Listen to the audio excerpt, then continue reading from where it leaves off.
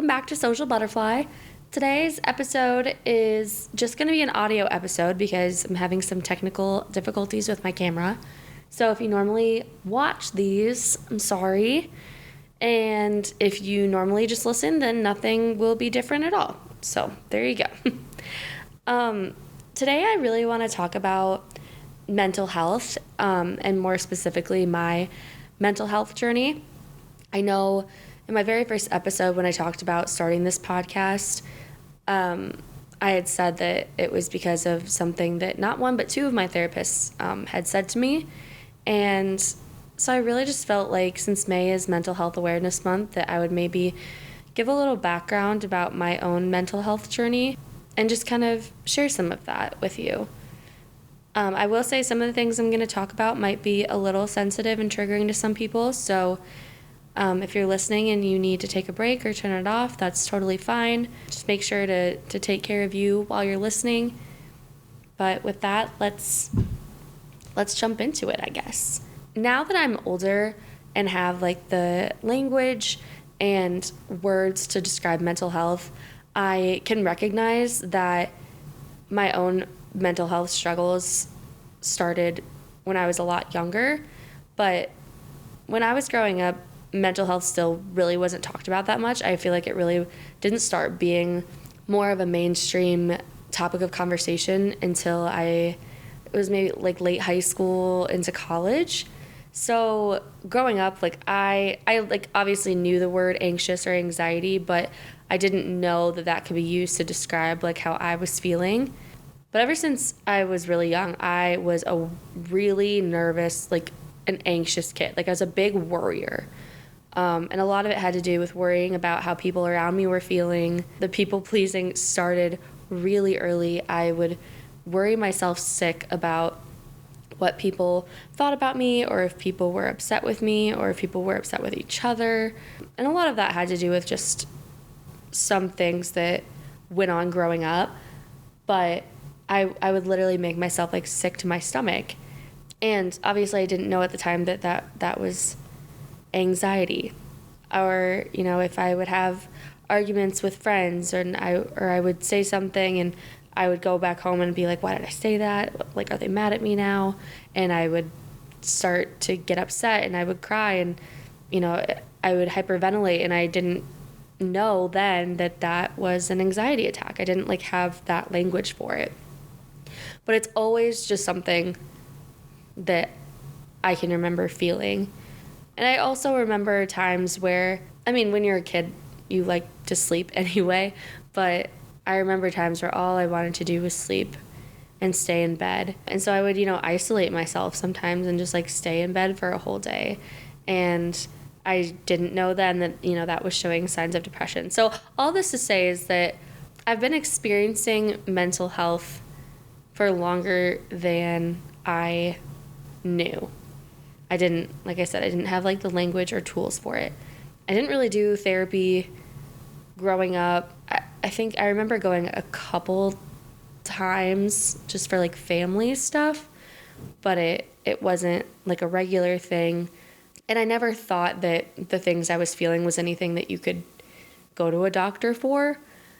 I had a lot of trouble with friends all throughout school just because I always really wanted people to like me, and a lot of times that made me try really hard to get people to like me. And in middle school, even elementary school, you know, people find that annoying.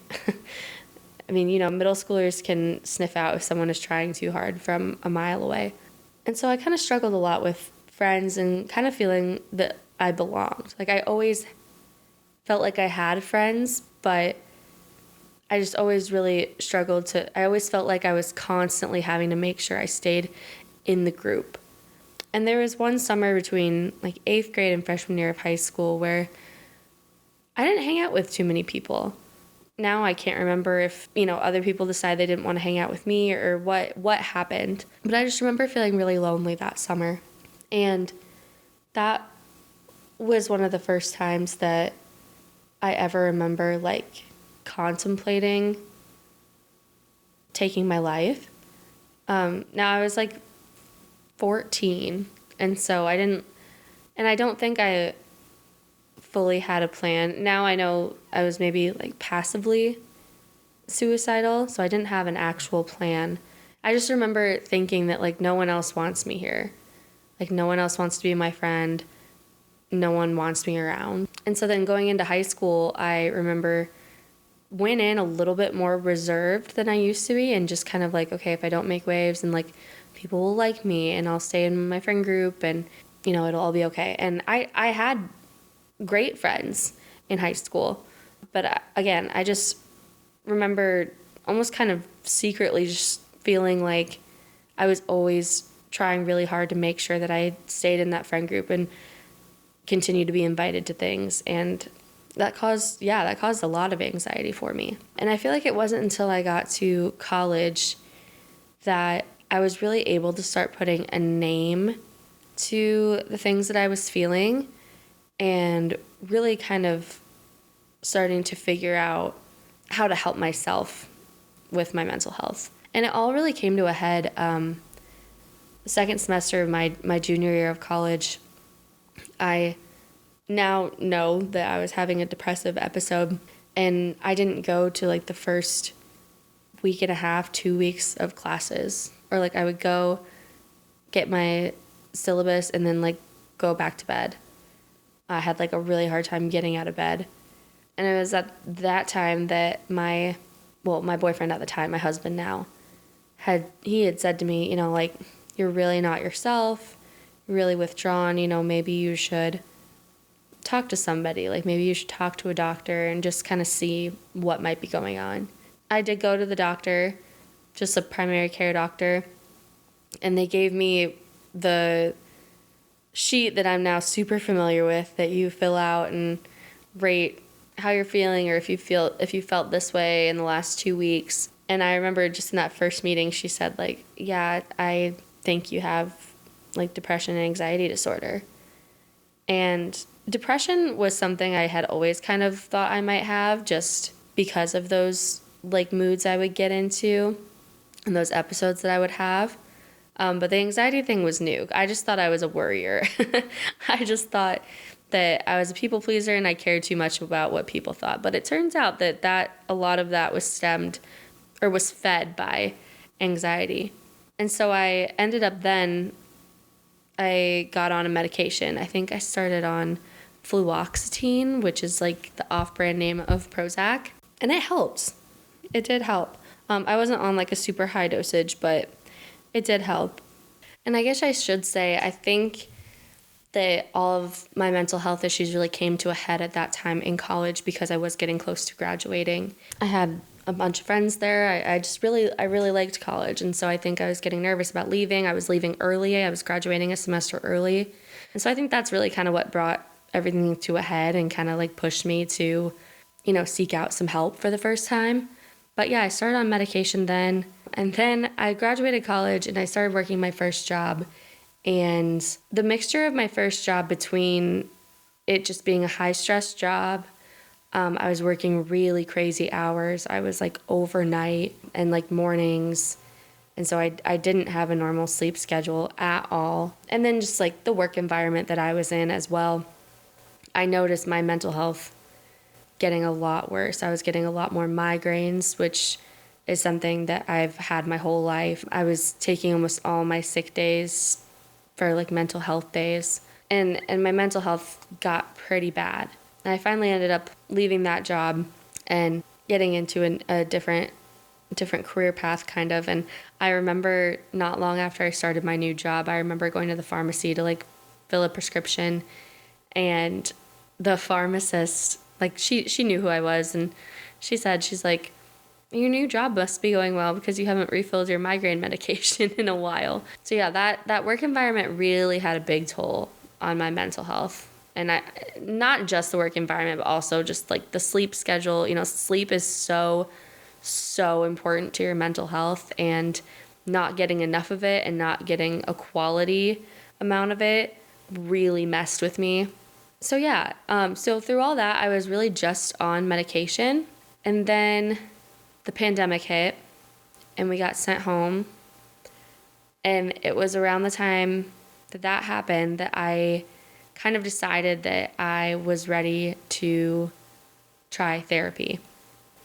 And I had talked about it for a while. I had a lot of things, not only just my own mental health, but just things that have happened previously in my life, and growing up, that I knew that I needed to talk about and process to help me kind of just move on to the next and better version of me. But I just hadn't been quite ready yet. But, I was home and there was no reason not to. And so I started therapy virtually, obviously, in 2020. And I really lucked out with getting the best therapist. But I remember right before I started therapy, I was really open on my Instagram stories about my mental health struggles. And I think I even opened up about, considering taking my life when I was younger. And that wasn't something I'd really opened up to a lot of people in my life before, like, ever. So I kind of noticed that, like, okay, like, I'm ready to go into therapy and I'm ready to, like, be more open about this because I think that's really important. So yeah, I started therapy and I got so lucky with, like, the best first therapist I could have. Her name was Mary and she was amazing. And I ended up starting therapy at kind of the right time because I started, I want to say, in like May of 2020, and in July of 2020 my papa passed away, and that's when grief started to play a really big role in my mental health journey as well, because he passed away 2 months before our wedding. And so that was really, really difficult. And I'm so, so grateful that I was already in therapy and had kind of established a relationship with my therapist already to then navigate that. And also just 2020 was a crazy, crazy time. I mean, I had just gotten out of a career in the news, and then it was one of the biggest years in history, news coverage wise, with COVID and the election and the Black Lives Matter movement and, kind of the reckoning this country was having with racial justice. And I was having a lot of, feelings of, like, did I make the right move? Like, am I missing out on being part of this historic time? I was reckoning with a lot of things that made it a perfect time to enter therapy. But then when my papa passed away, that really, like, took a toll on me, and I was so grateful that I had an established therapist already to help me through that, and she really did. And so yeah, I was in therapy with her for about a year and a half, 2 years, I think. Then she ended up retiring, and so then I found a new therapist. And one of the things that I really want to say here is, like, if you are thinking about therapy and, like, you start and you don't click with your first therapist, like, that is okay. Like, you can shop around when it comes to therapists, because you need to have somebody that you're comfortable with in order to get the most out of therapy that you can. And me being the people pleaser that I am, I was nervous about, like, hurting their feelings, because the second one I just didn't really click with. But then I realized, like, why am I doing myself a disservice when I'm literally here to get better and, like, better myself? And so I stopped seeing that therapist right around the time that both my Nana and Alex's mom passed away. And so I navigated all of that grief with a therapist. And then, like I said, I realized that we weren't really clicking. It wasn't really helping me. And so I stopped seeing her. And I went about a year and a half then without being in therapy. And it was a really, really hard time. I entered into a pretty dark place. I had a lot of changes in my life happen all at once. In the span of 2 years, I had lost 3 people that were extremely, extremely important to me and to my family. I had switched careers. I had a lot of key friends move away. Just a lot happened. And I went into a place that I truly hadn't ever been before. I had said before that I had kind of had thoughts of not wanting to be here anymore when I was younger, but this was like a whole new level of, it was a side of that I had never experienced before. And later when I was talking to now my most recent therapist about it, she's the one who taught me that term of being passively suicidal. And that's truly what I was. But it was more real to me than it had ever been, and it was very scary. And one of the things, this sounds so silly, but one of the things that really got to me was, I don't know if you know who Twitch is. He was part of the Ellen Show, and he was a dancer, and he took his own life. And it was a really big thing in the media, especially because people were like, he was so happy. He was so happy. I think that really got to me because I am just predispositioned to be a very cheery person, a really positive person. And I think it scared me because I'm like, if I'm feeling these things and no one else around me can tell, how far is it going to go? And so it was after that I finally said something to my husband about how I was feeling. And it's really hard to open up about because you don't want to scare the other person. You don't want to scare people who care about you. But at the same time, you're caring for them by letting them know that you're struggling and allowing them to be there for you.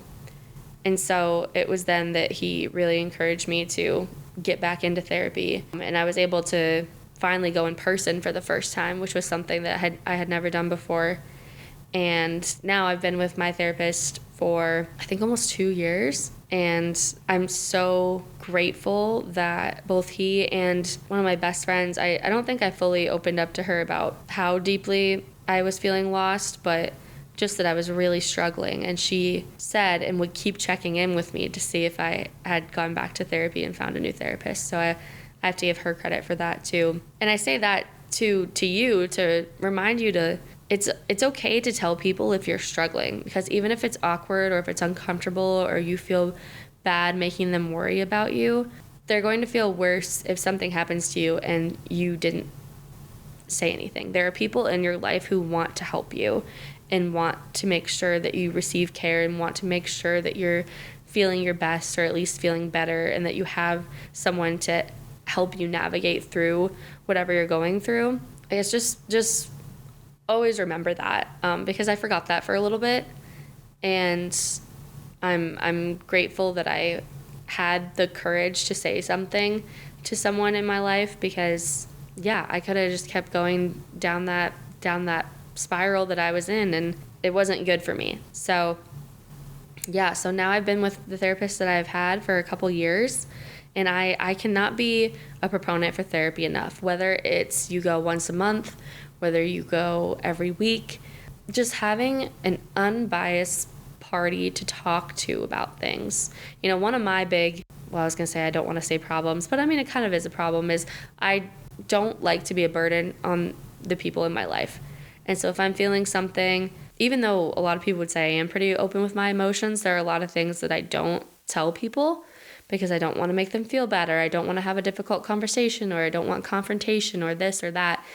And so to be able to have an outlet to let that out is, I can't say enough about it. And there are so many programs now that make therapy affordable and accessible. And I know that it is still a privilege. I understand that. But if you're able to find a way to do it, even if you don't have any large trauma in your life, but you're just kind of feeling like, I have a lot of things that I want to get out, but I just don't quite feel comfortable voicing them to people in my life. I cannot recommend therapy enough. It truly, truly has changed my life. I feel like it has made me more in tune with my emotions, in tune with my reactions to things. It has made me more emotionally intelligent. I'm able to name the things I'm feeling and also name the reasons other people are acting. Not diagnosing other people, but I just mean they're not doing that to me because they hate me or because they don't like me or whatever it is. They're probably feeling XYZ, and that's why this is happening the way it is. So that was a really condensed version of my mental health journey, kind of. I'm trying to think. I did switch medications in there too around the time I started therapy, because the way that I had been going, with my previous job, I really just felt like my medication wasn't working anymore. And so I switched to bupropion, which is Wellbutrin. So it's a different type of antidepressant than Prozac is. And it made a huge, huge, huge difference for me. And I went for a little while to like half doses, and that really didn't seem to work for me. So I switched back to full doses, and that has really helped too. But that plus therapy, like for some people, just therapy works. For some people, just medication works. For me, I found that a combination of the two is best. Wow, I feel like I kind of blacked out while I was telling that whole story. I feel like that was very methodical. But I just kind of wanted to make sure that I got everything out there and like touched on the major points, I guess, of my mental health journey. I mean, there's a lot in between that I'm sure I'm not mentioning or that I forgot. But I just kind of want to say that, like, it wasn't until later in my life that I was able to kind of realize that what I was feeling was something that I could get help with. Because, you know, growing up, like I said, I would get these stomach aches or I would get migraines. And for the longest time, we didn't know what was causing them. And now that I know were largely stress related. But when you're a kid, it's hard to like name those things when you're not being provided a name for those things, if that makes sense. And so just being able to start to understand my own mental health, even at the age that I did, I feel like is a huge blessing. But like it's never too late or too early, I feel like, to start taking care of your mental health or addressing the way that you're feeling, because mental health can have such physical effects on you. But sometimes people feel like, oh, this isn't something that I can go to the doctor for, or this isn't something that can be helped or fixed or worked on. But your mental health is just, I mean, I know people say it all the time, but it is just as important, if not more important, than your physical health. And I know that, I don't even want to say I know that me being open with my own mental health with the people around me has really helped. It's helped my relationships with other people. It's helped them feel more comfortable talking to me about their mental health. And I'm always so open and here to talk to anyone. Obviously, I'm not a licensed therapist or anything like that, but it really just helps to have someone to listen. And I will always be a proponent for therapy and for reaching out and getting help. If you don't already know, the National Suicide and Crisis Lifeline number is 988, and you can call, text, or chat it anytime, 24/7, 365 days. There's always someone there to help you if you feel like you don't have someone in your life to talk to. But yeah, I just felt like I would be remiss if I did not mention on this platform the reason that I started it is because I was able to take that step in my mental health journey, and I had someone say, hey, this is something that can help you. And oh my goodness, it truly has. I mean, this is this is episode 8, which is kind of a lot. But I just feel so good about this. And even if there's only my 10 friends listening every time and my mom and my husband, like that is good enough for me. This is just such an outlet for me, and I never would have done it if I hadn't received encouragement from my therapists, and obviously encouragement from people in my life too, but they're the ones who really said, like, why not do it? Which I guess is kind of a butterfly effect. If I'd never gotten sent home from COVID, I maybe never would have felt ready to start therapy, and then I maybe never would have felt confident enough to start this podcast. So I realized I hadn't really given a butterfly effect of my own yet, but they're so hard to narrow down, and I feel like you can have multiple in your life, but I didn't want to try to come up with one every single time. So in the spirit of mental health, I'm going to close out this episode with a couple more of those self-love, we're not really strangers cards. Okay, I drew 2 cards from the level 3, the future self category. And the first one I drew says, what do you hope to accept, if not love, about yourself one day? I think my answer to that would be, I know that deep down inside of me, I have the ability to exude the confidence that I want to exude, but I just can't get over, like, I don't know, there's something in me that makes me feel cringe about it. And I don't quite know how to explain it. That's the best I can explain it. But I hope someday that I could just fully, authentically put that confidence out there and love that about myself instead of like cringing at it. And the second one I drew says, what do you want to feel more of? And that is actually such a perfect question because this past weekend I met someone new, made a new friend, and making new friends is like one of my favorite things. I mean, I've said from the start of this that like connecting with people and meeting new people is just something that I just love about life in general. And especially when you meet someone and you just like click with them and you're like, oh, yeah, like this is somebody that I would definitely get along with, somebody that I like being around. And it's just such a great feeling. And especially when you're an adult, because when you're in school, you know, even school like college, you have the opportunity to meet new people all the time and there are people all around. And so I feel like you have the opportunity for those connections a lot more. And as you get older, like those opportunities are less and less. And so to be able to meet new friends like that and like have that connection and like feel that like joy of being seen by someone that like hours ago you didn't know is just, I wish I could like bottle that up. Like it's just one of the best feelings in the world to me.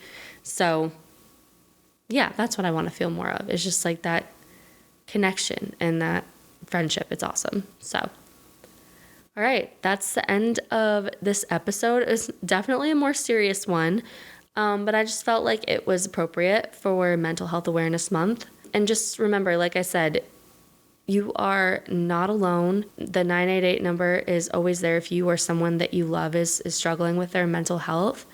And if you've been considering talking to your doctor or seeking out therapy, you know, I'd strongly encourage you to give it a try. What could it hurt? So take care of yourself and spread a little love. You never know what people are going through. So I'll see you on the next one. Bye.